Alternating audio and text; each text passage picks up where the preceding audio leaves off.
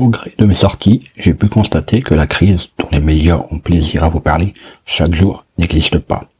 Vous allez me dire que votre pauvreté se ressent des différentes hausses des produits de consommation, et justement, où que vous soyez, il y a des produits dont nous ne saurions nous passer et pour lesquels nous ferons tout ce qui est possible de faire pour les avoir.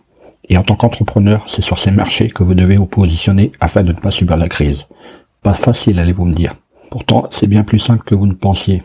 Voici un cas d'école que j'ai relevé lors des dernières vacances estivales. Marketing, études de marché, référencement, podcast, réseaux sociaux, monétisation. Le monde de l'entreprise n'est pas un long fleuve tranquille. Alors chaque jour, les clés du business vous permettent d'y voir plus clair avec des conseils et des astuces. Il y a 10 ans, j'avais dit à un ami qui voulait lancer son école de danse: vas-y, les gens se priveront de tout, mais pas de leur plaisir, ni de se faire plaisir.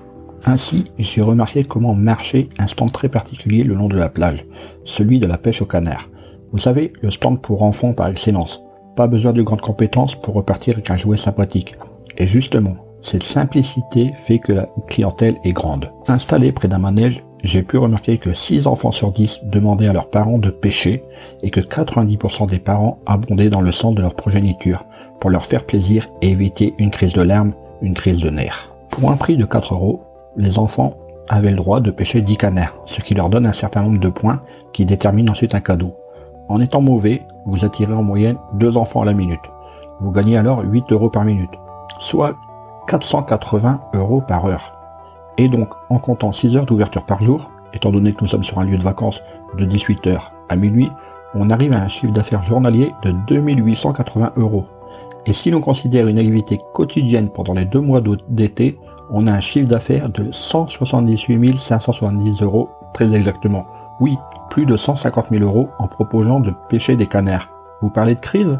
Certes, il y a des charges, mais reconnaissez que les 2 ou 3 salaires à payer au SMIC pour des étudiants qui tiennent le stand, les lots achetés pour être offerts, l'éclairage, la place à payer pour s'installer en bord de mer ne plomberont pas autant vos bénéfices. Et encore, j'ai fait une estimation en moyenne des ventes, car certaines minutes, ce sont une dizaine d'enfants qui se pressaient autour de la mare au canard. Et ce business est répétable à souhait, car vous ne serez pas concurrencé par le web. Et les enfants sont sans cesse renouvelés. Comment parler de crise avec un tel exemple ? Pour finir, j'ai une question à vous poser. Pourquoi parle-t-on de pêche au canard ? Les canards, ça ne se pêche pas. Allez, au boulot. Hey, avant de partir, j'ai une petite faveur à te demander.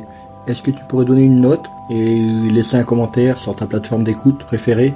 Cela permettrait aux clés du business d'avoir une meilleure visibilité et d'être accessible au plus grand nombre. Je te remercie. Allez, cette fois c'est vraiment fini.